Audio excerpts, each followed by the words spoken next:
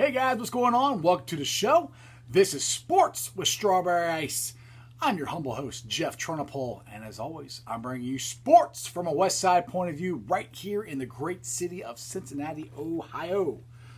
All right, Bengals fans, I don't know about you guys, but I am getting very excited about the free agents that the Bengals have signed. No, they are not juggernauts, but they're good players. They lost one, and then they signed two more today. And did you hear what Colin Cow Head just said about... Okay, first he started out about Joe Burrow and everybody comparing him to Joe Montana and Tom Brady and all this stuff. And it sounded like how you can't put that on him. And then he went on this whole rant. He turned it around as a rant against the Bengals. Anyway, it boggles my mind how the national media is just so against the Bengals. I'll get to that in a minute. All right. The Bengals yesterday lost a free agent in Vigil, but they signed two more. Vigil, at first I'm kind of like, I wasn't happy because we need linebackers and we're losing one. But then I get to the page where we signed one. I'll get to that in a minute. So we signed one. So then I got to thinking about it. Well, Vigil, if you look at Lamar Jackson's highlight reel on two of his biggest runs, Vigil got destroyed by Lamar Jackson on both times. So that's what I think. Well, it's not terrible. It's not great. It's not that we had to sign him. It's not a big loss, especially since we need guys who can tackle and play. So I started thinking about it. It's not that bad, but it also made me a little less upset when I found out that the Bengals signed a linebacker, Joseph Bynes, a former Raven, to a one-year deal. Last year, Bynes was ranked 18th overall in linebackers by Pro Football Focus with a grade of 76.2. Now, getting back to what I was saying about us losing Vigil. Okay, Bynes is ranked, 18th, grade of 76.2. Vigil, who he's replacing, was ranked 117th with a 54.4 ranking. So right there, it's an upgrade. No, is it a Pro Bowl linebacker? Probably not. I have no idea. But it's an upgrade. Either way, you look at it, it's an upgrade. So it doesn't sound like the Bengals were planning on signing Vigil anyway because they wanted to improve that position, and they did. Now, it would have been nice to keep Vigil for depth, but you're not going to pay him starting money, it doesn't sound like. And where he went, he got starting money. Now, the Bengals, by signing Bynes, they have improved their coverage at linebacker and a significant run stopper. Again, brings me to Lamar Jackson. You got to get guys who can tackle. And if you look at the free agents the Bengals have signed, they all have one thing in common. They can tackle and they can stop the run. Baltimore is probably the best team talent-wise in our division. And Lamar Jackson was unstoppable last year. So you've got to figure out how to stop him. And a lot of their focus are on guys who can tackle and stop the run. And that is a big deal in the NFC or AFC North. I mean, the cornerbacks we signed another one of those today, which might lead to the end of Fitzpatrick, which I know a lot of Bengals fans out there would like to see. But they added to the secondary today in LaShawn Sims. Sims is a career backup, but we don't need him to start, really. We need backup. We need depth. He's appeared in 56 total games and started 11 of them in his fourth season.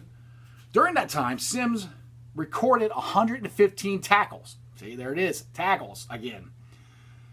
3 forced fumbles and 2 interceptions and 8 pass deflections. So again, if you look at, there is a pattern. There is a plan to what the Bengals are actually trying to do, which, I don't know about you guys, is what I've been wanting to see from the Bengals. A plan, some direction that you're trying to do, or trying to go. They're trying to improve, obviously, the defense, and they're trying to improve their tackling and stopping the run. And, one of the biggest guys you got to stop is Lamar Jackson. He was the NFL MVP last year. So, these are all very good moves. Are they... any of these guys Pro Bowlers? I have no idea. A lot of them, it's more for just depth. And some of them we're going to have to rely on starting. But these two guys, well, the linebacker, what's his name?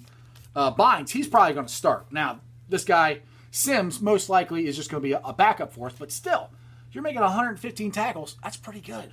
Those are the things that the Bengals need. They have direction. They have, a plan. That's what everybody wants. Wants the Bengals to have a plan. If you're looking what they have done, it's a plan. If it all works, I don't know. I hope so. Now, I said this before in other shows, with this corona pandemic going on and teams not being able to scout and do things the normal way that they do it, they have to kind of bring it back and dumb it down. Might be good for the Bengals, because not that the Bengals dumb it down and don't do a good job scouting, which, I mean, their scouting department has been somewhat a lot left to be desired here the last couple of years. You can make your own decision. Look at the record of what they've drafted the last couple of years. But last year, we were so far behind the 8 ball because Zach Taylor was in the Super Bowl, and it seemed like he was just trying to catch up all the time. This year, they're ahead of the curve. And with this coronavirus pandemic, it's kind of bringing everybody else back to, you really have to do your homework, which I really do think the Bengals are doing their homework. They said they had a list of free agents that they wanted to go after. They are signing free agents. They signed 5 of them, I think. 6? Something like that. I have to go back to the list and look. But they really improved the secondary in the cornerbacks. You could move, somebody said you could move Fitzpatrick to safety. That's an option. I don't know if they're thinking about it or not, but that's an option, and he's still there. And they've signed 3 cornerbacks. So they're either going to cut him or they might move him. I don't know. Those are all options on the table that the Bengals have, and that you can't ask for more than that when you have options. And that's the thing they had when they went to 5 straight playoffs. They had options. They drafted well. They got to the point where they didn't have to draft for need. They drafted for the best player, which that's the position you always want to be in. Are the Bengals there now? No, by no means. They're working on it. Like I said, they have a plan. I like it. Okay, now, if you guys ever watch or listen to Colin Cow Head on Fox Sports 1, I used to really respect him, but the last couple of months of him just ripping the Bengals and the whole narrative that Joe Burrow didn't want to come here and, it's going to be bad for him, yada, yada, yada. Okay. Well, he did a segment, and I tweeted it out, and I posted it on Bengals Nation, that people are comparing Joe Burrow to, like, his feet are like Joe Montana, his eyes are like Peyton Manning, and, he's all mixed, all these great quarterbacks, he's all mixed into one. I have no idea if he is or not. I hope he is. But Colin Cow Head somehow turned that around. I thought he was going to say that no, he's not. And you can look at his junior year and all this stuff, that he's not that good. But no, he turned it around on the Bengals. That when Tom Brady went to New England, he had a Hall of Fame coach in Bill Belichick. And when Peyton Manning went to Indianapolis, he had a Hall of Fame GM. Then he got a Hall of Fame coach and yada, yada, yada. Okay. Correct me if I'm wrong. But when Bill Belichick was hired as the New England Patriots, I don't think everybody thought he was the greatest coach ever. He didn't do that good in Cleveland. And when Tony Dungy was hired at Indianapolis, he had just gotten fired from the Tampa Bay Buccaneers because he couldn't get past the St. Louis Rams. So he wasn't a Hall of Fame coach then. So my point being, Colin Cow Head is saying, well, they had these Hall of Fame guys already in place and they're going to the cheapest owner and blah, blah, blah. Yes, Mike Brown is cheap, but I like to look at it as Mike Brown is trying to be smart with his money. No, he's never going to go out there and outspend anybody. He's not. It's not in his nature. He wasn't brought up that way. Paul Brown wouldn't even have done that. Mike Brown takes it to a little bit to the extreme, I think. But the point is, if you look at what they're doing, they're actually spending money, but they're spending it smartly. They're spending it like Mike Brown wants to spend it. Is Mike Brown a Hall of Fame owner? No. Is Zach Taylor a Hall of Fame coach? Not right now? No, I have no idea. But at the same point in time, Bill Belichick wasn't a Hall of Fame coach then. Tony Dungy wasn't a Hall of Fame coach then. Sean Payton, he's not in the Hall of Fame, but up until he won the Super Bowl, he wasn't considered a Hall of Fame coach. I mean, so your narrative that it's going to be terrible for Joe Burrow because you don't have a Hall of Fame coach, you don't have a Hall of Fame GM. You don't know that. You're making stuff up again about the Bengals.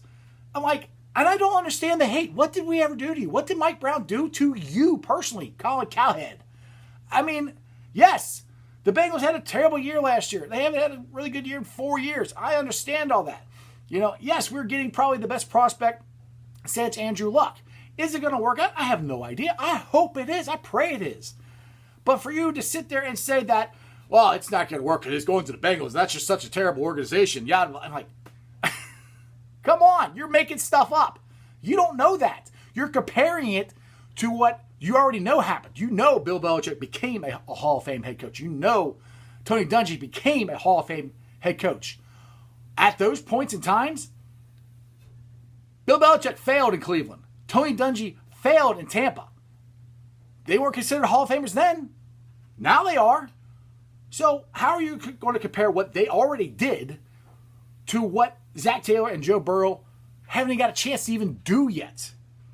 That's just a stupid, and you usually do your homework. That's not even a story. That's just your opinion, which I know you get paid for your opinion, but have an opinion that actually amounts to something. That amounts to nothing. You're saying you're a fortune teller now? Come on, man. That you got to do better than that. That's just very, very bad. I know it's clickbait and worked for me. You got me upset, got me talking about it, so I guess that was your point. But Colin Cow Head, do a better job, please. All right, this show and every show is brought to you by T Properties. T Properties, quality housing for quality people.